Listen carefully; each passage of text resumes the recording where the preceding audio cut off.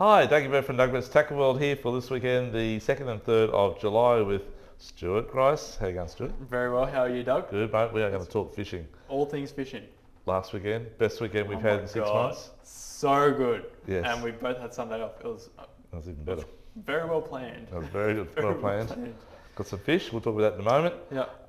And anyhow, guys, I hope you guys got out in that last week. We've had like probably 5 or 7 days in the last 10 that are fishable, and now it's gone a bit crappy. Yeah, unfortunately, the swell's meant to really boost up on Sunday, Monday, so coming. So the wind, like for offshore fishing at the moment, it's hit and miss. Yeah. But once that swell picks up, it's definitely miss. Yep. So I'd stay out of it. But you may get out tomorrow morning if you've got a big enough boat, we know what you're doing, and you don't go too far. Yeah. But just watch the swell. Yeah. Like today was supposed to be windy, and it's not a bad day. Yeah, I think they had about drizzly, 10 to 15 knots maybe. Yeah. Fishable. Once you get a bit far though, it'll get pretty rough, yeah. Yeah. Yeah, so that swell's actually going from south around to the direct east by Sunday. Yeah. And that's when that big swell rolls in off the low out there. So by Monday it's really picking up, I think. But just be careful, okay? Yeah. Fishing wise last weekend, Stu, did you get offshore? You did. I done inshore stuff first. Oh, okay. Fished all day. It was the best day ever. Yeah. But the offshore part. Yes, the offshore part. Afternoon, I shot out, took some friends out to the blocks, which is around about halfway up Stratty in around about 30 metres, don't you, roughly? Yeah, a bit under, yeah. Yeah, about 28. 27. 27, 28. Oh, there you go, to be precise. Yep. But I'd never caught a jewie before, so we went up there, jigged up some liveys, heaps of liveys up there. I'll put the anchor out and fished over the top, well, on the edge of one of the blocks up there. Block number 3, the one in the middle was the one. And before sundown, we had it was about 13 and a half, 14 kilo jewie, 1.15 m, and they were absolutely pumped. And then I caught a shovel nose, and that was the night over. But it was really good. Yeah. No wind, no swell. It was really nice. Yeah, very good, Stuart. Yeah. Did you get out, Dougie? I did on Sunday. We went out Sunday, a little bit of late start, not too late, but a little bit late. So we missed the crack of dawn bite out on the 50 fathoms northeast. And it was a slow bite actually till around about 11 o'clock. Yeah. And then we tried a few different spots. In the same spot right at 11, we've done about 2 drifts there, not much. And then right on that bite time, they just come on the bite. 2 drifts we bagged out on snapper all over 50 centimetres, which was a bit disheartening because the next drift we got like 3, so let's throw them back in. And I said, okay, we're out of here, let's go try to chase some pearlies. And we just kept on catching snapper. So we went to 36 fathoms trying to chase some trag Jew. We had a good spot there, pull up one trag, and then we just continuously got 50 centimetre snapper again. So we went home. Yeah, but it's good. Unfortunately, only had a half day time, but the guys that went out wide, they smashed it. So the fishing report on the weekend was the close reefs. There were some big snapper caught, but a little bit few and far between. But around about Monday, Tuesday, they really kicked in. Yeah. And there was like lots of 90s caught, or high 80s, and they're bloody big fish, eh? They're massive. So they're in our fishing report we did today on Facebook. If you want to jump into the photos there, they're there. Yeah. There's a lot of parrot tusk fish caught. There's heaps of tusk fish caught everywhere. And some monsters, like 67 They're getting fish. bigger and bigger and bigger. Like Yeah, I can always remember tuskies being like tiny, tiny, and that's little right. vermin, but now they're good. They're good eating. They're really nice. That's right. Yeah, exactly right. And the cobia. So I'll go back to the close first. Yeah. Heaps of jewies at night time around Heaps the of place. jewies at night time. 17 fathoms, 12 fathoms, 22 fathoms is about as far out. And just a real quick one on the jewies. If you are going to live bait, please put your sinker on your hook. Yeah. Don't run a trace. Someone in the boat, not naming any names, ran a trace and the livey swam around everybody's baits and created a lot of drama. Yeah, that's right. Yeah, So, they'll do that. Yeah, hold them in place. Hold them in place. And when the fish gets closer, they can't run away. They That's get right. eaten.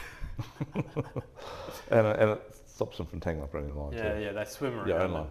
Yeah, but anyhow, so putting jews around. The cobras, a couple caught in close, but the big happening spot was the 36 fathoms east. Yeah. So pretty well off main beach, say. The boats that fished out there were I'm talking about, and they there was I don't know how many 6 or 7 boats got fished that were in that 20 to 30 kilo plus. Good fish. And most guys were just fishing for snapper, so a lot of guys got smashed. They got just so much be schooled up, big schooled up cobia. And obviously the whales are out there as well. We saw whales in that 50 fathoms down the other day. So there's whales everywhere. If you are going to get this time of the year, as we always say, please be careful of travelling in the dark early morning on the way back in the afternoon. Once you hit that whale highway, there's I think a couple of guys we had in during the week that come close to hitting whales or jumping in front of them while they're driving along. It's pretty scary stuff. Other guys had them come to the boat, and so just be careful. Be careful. Yep. So the fish offshore was extremely good. The guys that went out wider, it was like the perfect deep dropping scenario last Sunday. You had less than not a current, less than metre swell, and less than 10 knots of wind. So it was just like It was a milk holy grail. It was like flat as.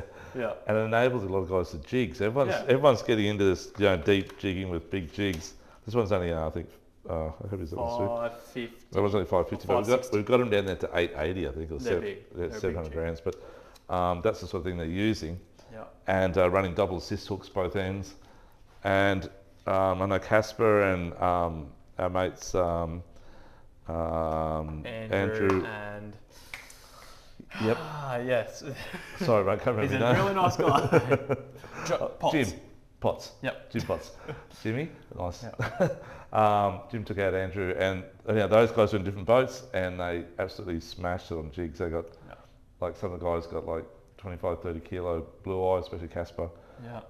They got cod 30 kilos. Yeah. Flamies. And like it's the holy grail, guys. If you know how much adrenaline is catching fish on jigs, and then do it in 4 times that depth. That's right. And add the size by 4 times.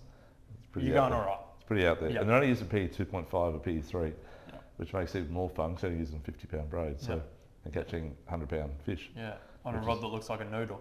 That's exactly right. So works. everything's against you. Yeah. So it's a bit of a skill set, but great fun.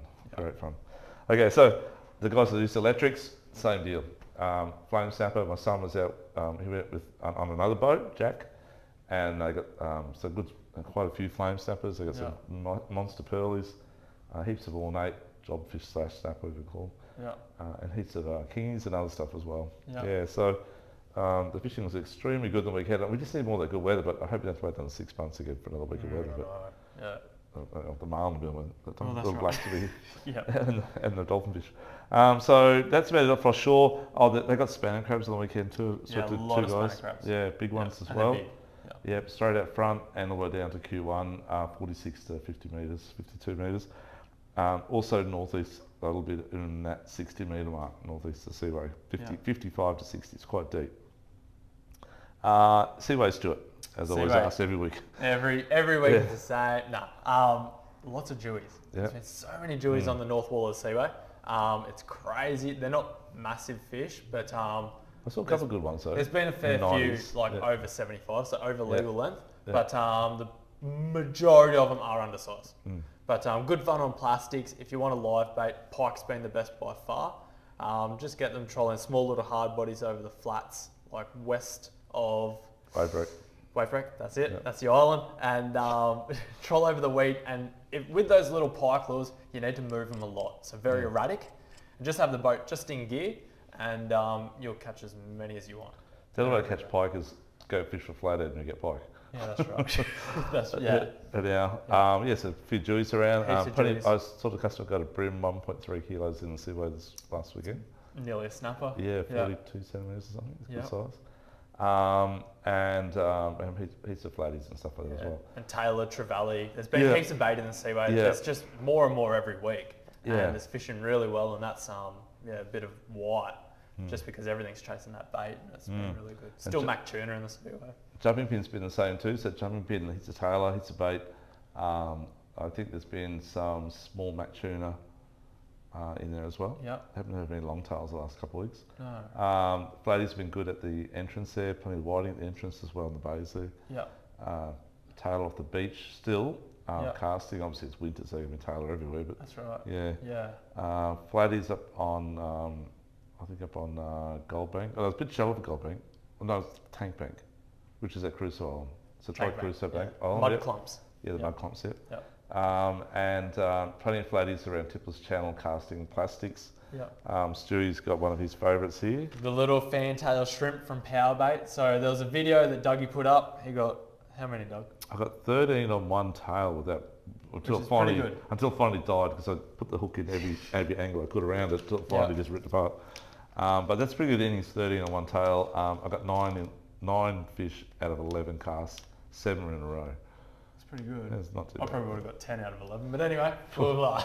But that's them there. They're dynamite little plastic, heaps of action. I haven't actually swum one of these yet, but Dougie says the action is amazing. The tail's really, really good because your hook comes out before the floppy tail, and the tail is just like, the action is unbelievable. And I use that size and the smaller size down, and I guess colours, they all work, I know they do, because we've used all the colours in powerboat. There's a lot of guys are hooking up with these, we've got the football jig heads back in here, that's what we've got on display to show you. I like to use about 1/4 or 3/8 ounce. These things are all on Gamakatsu hooks, and they are very, very, very sharp. So that size there would actually suit that plastic there. I've got my glasses on, but I'll take a punt at it because I do it in the dark. Straight down the centre, pop it out, push it up, and Bob's your uncle. Yeah. Tell you what, hopefully you're using that one in the dark. She's looking a bit rough, but anyway, nah, it looks good. Yeah. So as you can see, the football head is a football shape, and they always land hook up. So really good set hook up for the flatties, because they always bite on the sink, or when it's sitting on the bottom, they'll suck it up. Yeah. And that hook's always exposed. It's never on its side. It can't slip out. So for the next 3 months, flathead is like the flavour of the month for in the Broadwater. Yeah. And really, as Stu is saying, instead of sitting side on like that way, if you guys can see that, a bit hard maybe, they actually sit up. And as soon as you twitch it up and they're looking at it, you get a lot of hookups on the up strike, right, as well as the down strike, of course, but you get a lot more on the up strike. So especially that first one, they're extremely good. Yeah, and I'd say probably... And the tail floats up a lot of the time too. Yeah. Yeah, rather than being pinned down sideways, trying to get up. Because most of the tails are designed to be up or down, not sideways movement. And when you roll it over sideways on a normal jig head, the movement of the tail is not much because it's stiff to go sideways, does that make sense? That's right, yeah. And it can't swim because it's hitting the bottom. Yeah, that's right. Yeah, it can't move. Yeah. So anyhow, we do a lot of flathead fishing, and that's the difference. It makes the little edge a bit better. The 1%ers. Yeah. Okay, but the other thing that in upper end of the pin there would be sand crabs in Tippler's Channel. It's been not too bad at night time. Yep.